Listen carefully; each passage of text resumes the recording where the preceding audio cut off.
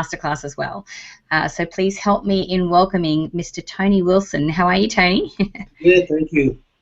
Great to see you again. Good to see you. Now, we're talking about a book that you've just recently written called You Are Enough. Right. So we're going to get into the nuts and bolts of what that's all about very soon. But before we do that, why don't we talk a little bit about your story and how you got to this point of writing the book? Well, I must say that it's probably all your fault. Ah! All right, I'll take the blame. I'll tell you why. Well, you know, I met you in Hawaii and was so impressed with you and what you were doing with my movies that I came back home and I signed up for USM. And of course, with USM, you have to make you're given the opportunity to make a mind movie. And my mind movie said that my book is a bestseller. But I didn't have a book. And so I figured if my book was going to be a bestseller, that maybe I should get busy writing one. And so basically what I did, I do training in various places, and I have a core training that I do. So the book really was taking the training that I do, and I put it as if I was talking to somebody. So that was the start. But it's all because of you. So tell me about some of the training that you do. Like what type of training and who are you working with? Well, I work with anybody who will open the door. I work with, do some work in the school system. One of the things I have a regular engagements with the human service students at the community college, talking to them about how to avoid burnout. I work with the job training program, working with people who are unemployed and underemployed, helping them to get the right mindset, because a lot of times if they don't change their mindset, they just repeat the same thing over and over again. I have a contract with the Department of Human Services, so I work with their staff, trying to keep them grounded so that they can provide a better service. So prisons, I do some work in the prisons, the same thing. Really, everybody is looking for hope, and that's really what the book is all about, and that's what all my work has been about. Right. So so you've obviously done work before you came to USM. So what's your background with all the personal development type of information? I'm a retired school teacher, so I taught elementary school for 30 years. Mm-hmm. And just really saw that people were lacking hope. And so I started putting stuff together. I have 2 master's degrees, and one of them I'm real proud of, and I'm going to talk about that one. But it's an MSU, the Masters of Making Stuff Up. And so, so I took that and really started creating training that I could work with people to help them regain that sense of hope and self-confidence. And so just over a period of time, then I would read something and it would lead me down one rabbit hole. So I've been reading and studying. Joe Dispenza has been one of the people that's really helped out. Bruce Lipton, Joe Vitale, Mal, those people. I've been reading all this stuff for years. The Secret, read that and saw the movie when it came out. So really I just take the best of everything. And I believe one of the advantages I have as an elementary school teacher, or former elementary school teacher, I could take complicated things and simplify them. So I really just have taken all this stuff and put it in the language that people could understand and apply it. And it's the application part that really makes a difference. Right. So what do you think is the main cause behind people not having hope? I think they have forgotten who they are. And that's one of the things I start off with, and helping them understand that they're a child of the Creator. They're divine individuals. And as being divine, there's nothing that they're incapable of doing. So really getting a good foundation so they can understand the power that they have, because many people feel powerless over their situation. Right. Yeah, and that's the thing. I mean, I think it's life experience and programming from when we're children and a whole bunch of things that can contribute to that. So tell me about the book. So what is the first step that people would take to being able to build more hope in their life again?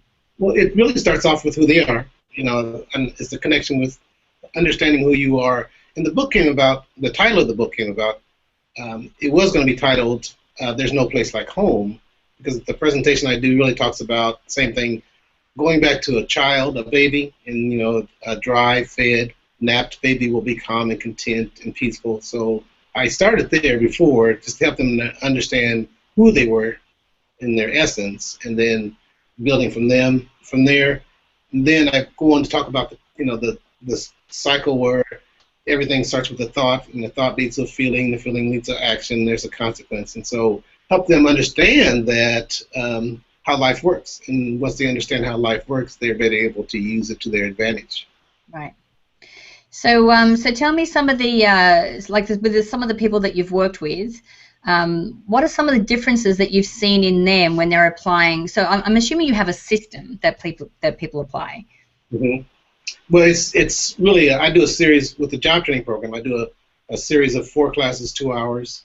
And one of the things that I really struggled with when I was going through USM and my movies, you'd always talk about getting in this happy place, and I couldn't.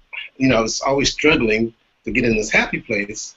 And then I was reading a book by Esther Hicks called Asking It Is Given, and she has this emotional guidance skill in that book. And really, when I found that, I had people practice, where do you want to be on the scale? A lot of them want to be around joy and passion and enthusiasm.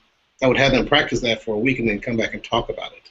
And as they did that, I mean, the class I had last night, it was the 3rd week out of 4. The lady came in initially at 22, which is hopelessness, depression, and through this whole process, she has ended up at a 1, which is joy and appreciation and knowledge. And just by applying that, her life is, by changing the way she felt, which is the happy place, then those things were attracted to her. So it's really the practical application. But that helped me figure out how to get in this happy place and and how to help other people doing it without being real complicated. Yeah, because that's the thing. I think that once we get into this higher vibrational space, it's easier for us to be in flow. It's easy for things to be attracted to us. It's easy for us to be able to see the solutions because when we're in these lower vibrations, all we see is the situation that we're in. So I think that's really important. So can you share maybe like a practical exercise that someone who's watching the show right now might be able to apply to be able to help to either, to get them to the next level or get them out of the place that they're in right now? Well, I think the best thing to do, and I ask you for permission to use your tool, is to look at the things that they don't want. Because a lot of people have a hard time figuring out what they do want. But if you start off making a list of the things that you don't want, and then as an alternative, then right next to it, write the things that you do want. So that's just clarifying. I mean, it's hard to know where you're going if you don't have a goal. So I think that would be the first thing I would do. Yeah, absolutely. Because that's the thing. I mean, we all can identify what we don't want. If we're in a place in life where we're not getting the optimal results, normally it's a result of all these things that have happened. We're like, yeah, I don't like that. I don't want that to happen. But then, to be able to change them around into something positive is always something, an amazing thing. And do you still work with kids? I do. I was just at an alternative school today, actually. It's really interesting how all this stuff works. I was at an alternative school, and unfortunately, one of the students there and her mother were murdered last night. And so we went into their classroom today, and really, and we'd been working in there for a while, so they knew about the emotional guidance skill. But really, it was really an interesting process because we gave them adult coloring books, and so they were coloring while we were talking about life and how things happen. And just really, and to watch their emotions rise up the scale. I mean, they were at a 22 when we went in, and we were feeling much better at the end. So just helping people understand that no matter what the conditions are around you, you still can feel better. And I think that's one of the keys, is to live a more unconditional life where you're not letting things around you. But as soon as you focus on the things you don't want, that's what shows up. So unless you can change your focus, then you're stuck. Exactly. And that's the thing. I mean, obviously that's a terrible situation, and of course you're going to be feeling sorrow and being very sad about it. Yeah. But then to be able to then gradually get yourself up the scale. Yeah. So that and then and I think one of the, maybe you agree with this, one of the fastest ways I find to do that is gratitude. So focusing on what was amazing about this student. What did we like about this student? So yeah. And that was the exercise we did. We asked them how they thought she would like them to remember her, and so we talked about that. And so really, we changed the focus from something negative to something positive. Because whatever you focus on is what grows, and so. Yeah. Cool. So tell me what is the main message of your book, and who are the type of people that could really benefit from reading it? Well, if you're living and breathing, You could, you could benefit from it. But it really is about, like I said, understanding who you are, and then there are practical steps about how to get from where you are to where you're going to be. And so it's all, there's, like I said, I call it the home presentation. It just shows you how we started out, and then I give them an exercise in there about a traffic light. You know, what happens, you know, car comes to the intersection, and the first thought is they're a jerk, and you get angry, and you cuss and do all these things, and run out into what I call the yard, which is a negative state of mind. We go back and replay that, because everybody's had an experience at a stoplight, and we replay it, and it's their neighbor, Miss Johnson, this time. And so their first thought is, I hope, you know, Miss Johnson's all right, and they're feeling compassion, and so they call them on the phone, so they end up staying in a much more grounded place. But just a real simple way to show them, just by changing the way you look at things and think about things, everything changes. Everything changes. And then even talking about the real stress, you know, thoughts produce these chemicals, these neurochemicals. So stressful thoughts, you're going to have a stressed out body, you're more prone to illness, and so it's just let people see the consequence of, you know, what they're thinking and what they're doing. Absolutely. And I think you just sort of hit the nail on the head there, because you're talking about stopping for a moment and then choosing right what your response is going to be, rather than reacting emotionally. Instead of being the victim, you know, they can create what the life they want just by being aware. Yeah, and I think too, if we can change our perspective on how we see something, because we can always see it from a specific point of view, but then you go, well, that's one way of looking at it, but how is another way that we can look at it and make up and choose a version of a perspective of that story that's actually going to be empowering for us and actually help us, rather than something like you just said that makes us a victim.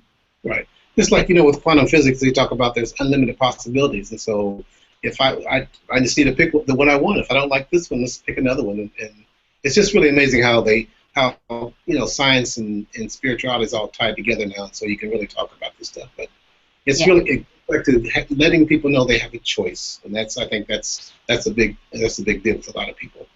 Yeah, exactly. I agree with you, and that's the thing. I don't think we're ever truly in control, because I think there is a divine entity outside of us that really, you know, has everything going on. But we can influence the outcomes in our life, right? And we can influence some of the positive things that come into it if we're living in a place of flow, because we're in a higher vibration most of the time. Yeah. Yes, we're on the same page, Tony. I love that. So where can, if we want to send people to connect with you or to purchase the book, where can we send them to do that? I have a webpage. It's called MrTonyWilson.com. You can purchase the book on that site. There's a paperback and also a Kindle version. So if you want to go to Amazon or you're enough, you can find it there also. Wonderful. Thank you so much for your time today, Tony. I really appreciate all the work that you're doing, you know, like you said, in jails, with unemployed, with children. You're truly living a great life of service, and I really appreciate you for that. Well, thank you very much. So, guys, I encourage you, please share this video and get the word out about Tony and his book. You can do that by clicking the Facebook and the Twitter share buttons on this page. You can click on the banner either to the side or underneath this video to go through to Tony's website. And make sure that you leave your email if you haven't done so already, so I can send you the Manifesting with the Masters video e-course. It's valued at $87, and I'd love to send it to you for free. So until next time, remember to live large, choose courageously, and love without limits. We'll see you soon. Thank you.